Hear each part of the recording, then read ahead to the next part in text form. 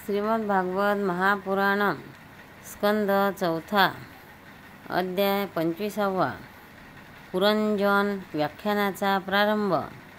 मैत्रेय म्हणतात, या उपदेशानंतर प्रचेतांनी शंकराची पूजा केली।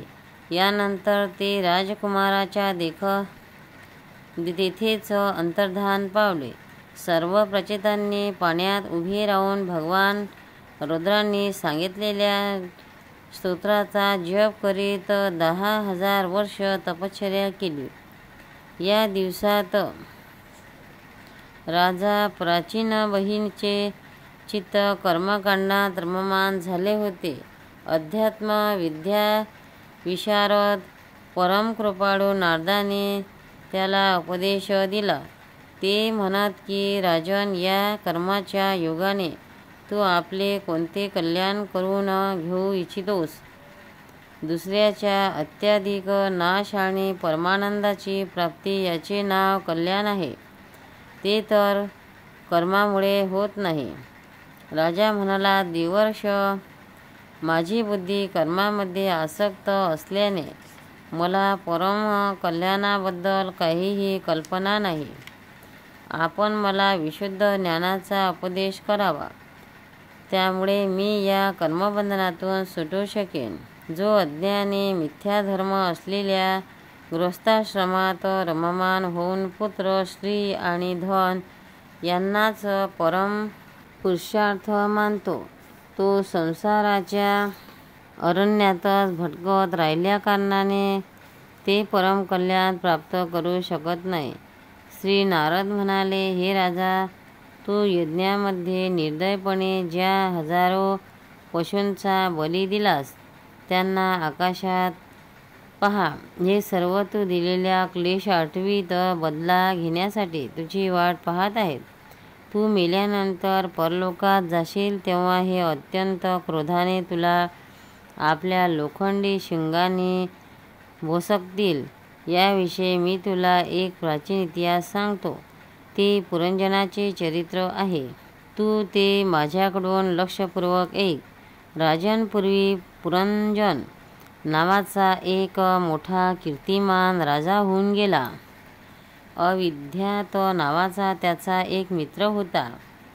त्याची करणी कोणीही जाणू शकत नव्हता।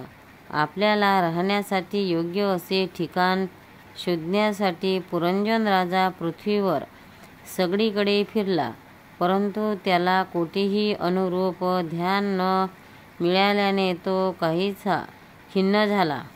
त्याला निरनिराळ्या भोगाची लालसा होती। त्यासाठी त्याने पृथ्वीवरील जेवढी नगरे बघितली त्यापैकी एकही त्याच्या पसंतीस उतरली नाही।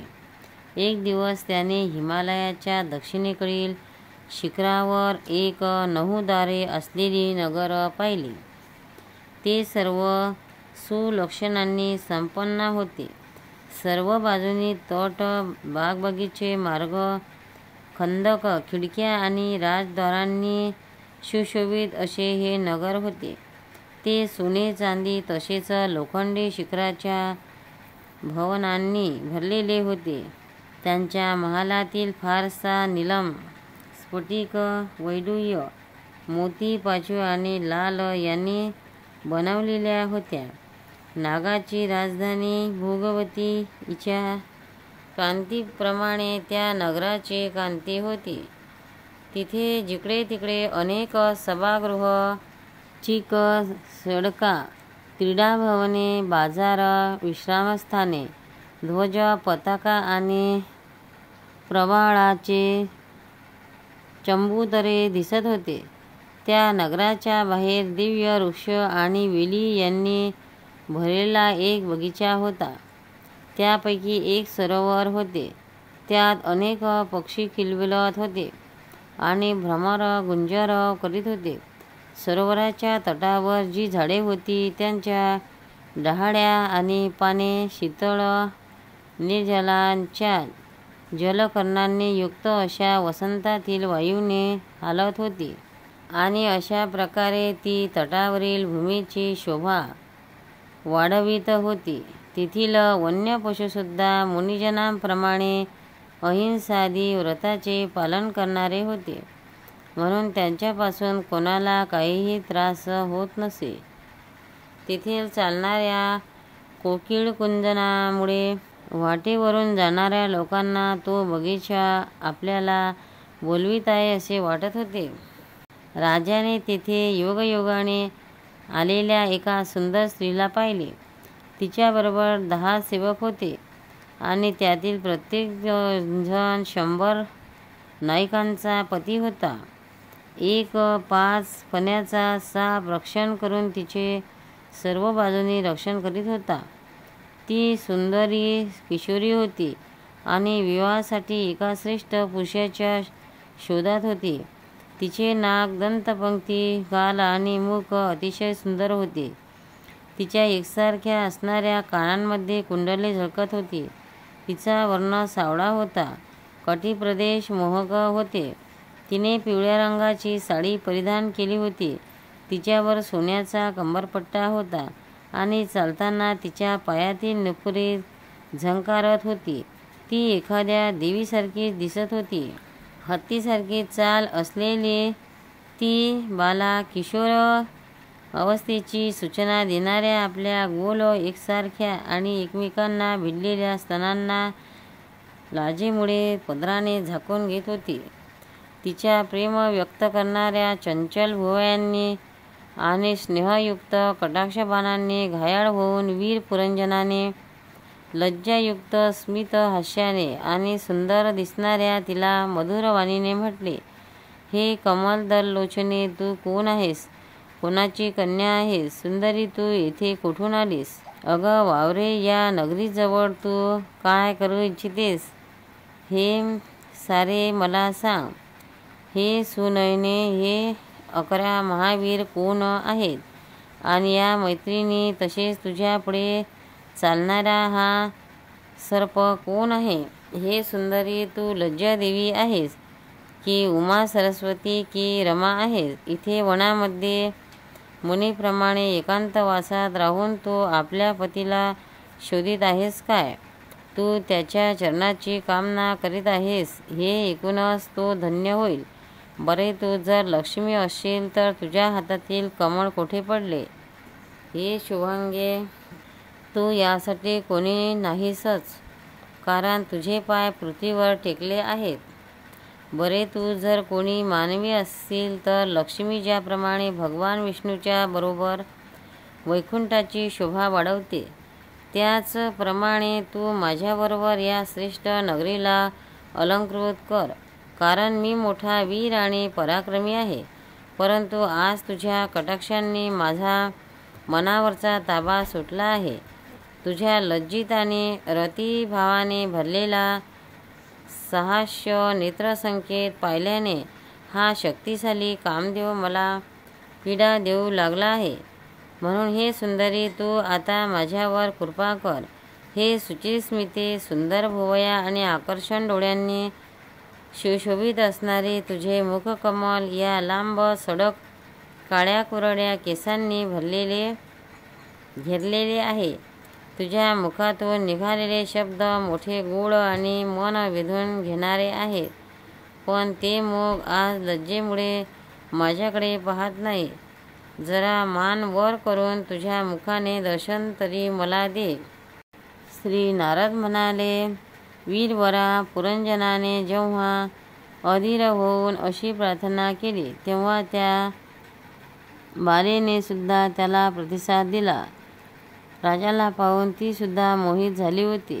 ती म्हणू लागली, हे नरश्रेष्ठ, आपल्याला मातापित्यांनी परस्परांना माहिती नाही आणि आपण एकमेकांचे नाव व गोत्र हे सुद्धा जाणत नाही. वीरवरा, आज आपण सगळे या नगरामध्ये आहोत. याखेरीज मला दुसरे काहीही माहीत नाही. आपल्याला राहण्यासाठी हे नगर कोणी बसवलेले हे देखील मला माहीत नाही. प्रियतमा, हे पुरुष माझे मित्र आणि स्त्रिया माझ्या मैत्रिणी आहेत. तसेच ज्यावेळी मी झोपलेली असते त्यावेळी हा सर्प जागा राहून या नगरीचे रक्षण करतो. हे शत्रुदमना, आपण येथे आलास ही माझे भाग्याची गोष्ट आहे. आपले कल्याण असो. आपल्याला विषयभोगाची इच्छा आहे तिच्या पूर्तीसाठी मी माझा मित्र मैत्रिणीसह सर्व प्रकारचे भोग आपल्याला देईन. प्रभो, या 9 दारे असलेल्या नगरीमध्ये मी दिलेल्या इच्छित भोगाचा उपभोग घेत आपण शेकडो वर्ष निवास करावा. बरे, आपल्याला सोडून मी आणखी कोणाबरोबर रममाण होऊ? दुसरे कोणीच रतिसुख जाणत नाही, दिलेल्या भोगाचा भोग घेत नाही, परलोकांचा विचार करीत नाही आणि उद्या काय होईल याकडे लक्ष देत नाही. म्हणून हे पशुतुल्य आहेत. अहो, या लोकी गृहस्थाश्रमात धर्म, अर्थ, काम, संतान, सुख, मोक्ष, सुयश आणि स्वर्गादी दिव्य लोकांची प्राप्ती होऊ शकते. संसाराचा त्याग केलेले संन्यासी तर या सर्वांची कल्पनाही करू शकत नाही. असे सांगतात की या लोकातच पिता, देव, ऋषी, मनुष्य आणि सर्व प्राणी तसेच आपले कल्याण करणारा गृहस्थाश्रमच आहे. हे वीरशिरोमणी, आपणाहून आलेल्या आपल्यासारख्या सुप्रसिद्ध इष्टवस्तू देणाऱ्या सुंदर पतीला माझ्यासारखी कोणती स्त्री वरणार नाही? हे महाबाहू, आपल्या नगरासारख्या गोलबाहूमध्ये स्थान मिळाल्यासाठी कोणत्या कामिनीचे चित्त लालसणार नाही? आपण तर आपल्या मधुर, हास्यमय, करुणापूर्ण दृष्टीने माझ्यासारख्या अनाथाचे मानसिक दुःख शांत करण्यासाठीच या पृथ्वीवर विराह करीत आहेत. श्री नारद म्हणतात, राजन, अशा रीतीने त्या दाम्पत्याने एकमेकांच्या म्हणण्याने समर्थन करून 100 वर्षापर्यंत त्या नगरीत राहून आनंद उपभोगला. जिकडे तिकडे गायन लोक सुमधुर स्वरात राजा पुरंजनाची कीर्ती गात असत. जेव्हा उन्हाळा येई तेव्हा तो अनेक स्त्रियांबरोबर सरोवरात जाऊन जलक्रिया करीत असे. त्या नगरीला जी 9 द्वारे होती त्यापैकी नगरीच्या वरच्या बाजूला 7 आणि खालच्या बाजूला 2 होती. त्या नगरीचा जो कोणी राजा असेल त्याला निरनिराळ्या देशांना जाण्यासाठी ही दारे बनवलेली गेली होती. राजा यापैकी 5 पूर्वेकडील, 1 दक्षिणेकडील, 1 उत्तरेकडील आणि 2 पश्चिमे दिशेकडील होती. त्यांच्या नावाचे मी आता वर्णन करतो. पूर्वेकडे खगोता आणि अवीरमुखी नावाची 2 दारे एकाच ठिकाणी बनवलेली होती. त्या दारातून पुरंजन राजा आपल्या मित्र धुमान याच्याबरोबर विभाजित नावाच्या देशाला जात असे. तसेच त्या बाजूला नलिनी आणि नालिनी नावाची 2 दारे एकाच ठिकाणी बनवली होती. त्या दारातून तो अवधूतांबरोबर सौरभ नावाच्या देशाला जात असे. पूर्व दिशेला मुख्या नावाचे जे 5वे दार होते त्यातून तो रसज्ञ आणि विपन्न यांच्याबरोबर अनुक्रमे बहुधन आणि आपण नावाच्या देशांना जात असे. नगरीच्या दक्षिणेला जे पितृहू नावाचे दार होते त्यातून पुरंजन राजा श्रुतधर यांच्याबरोबर दक्षिण पांचाल देशाला जात होता. उत्तरेकडे जे देवहू नावाचे दार होते त्यातून तो श्रुतधर बरोबरच उत्तर पांचाल देशाला जात होता.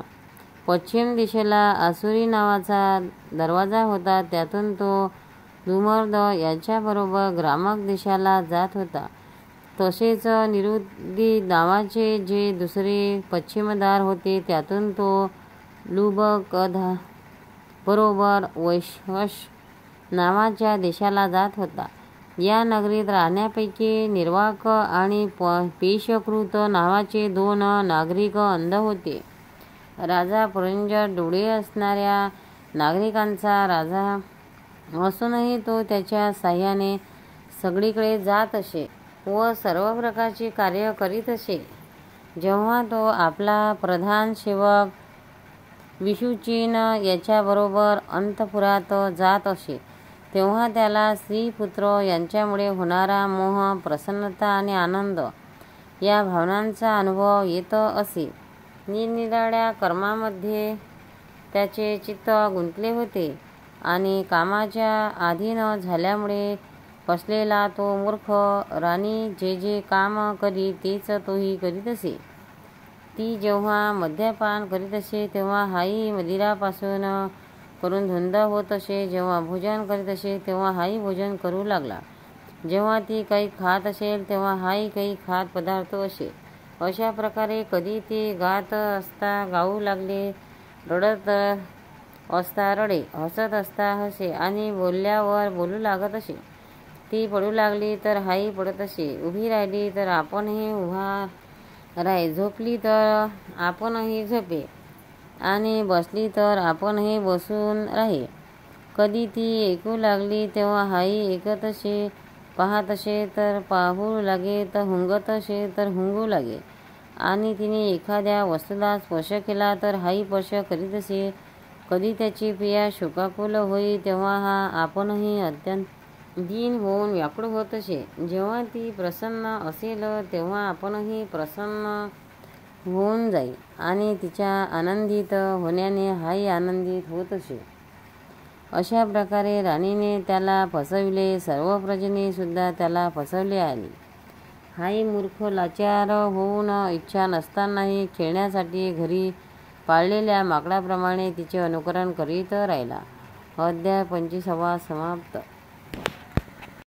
भक्तांनो, व्हिडिओ आवडल्यास व्हिडिओला लाईक करा, शेअर करा, सबस्क्राईब करा. तसेच बाजूला असलेल्या बेलवर क्लिक करा म्हणजे याच्यापुढील सर्व व्हिडिओ तुम्हाला सर्वात आधी मिळत जातील. जय श्री कृष्ण.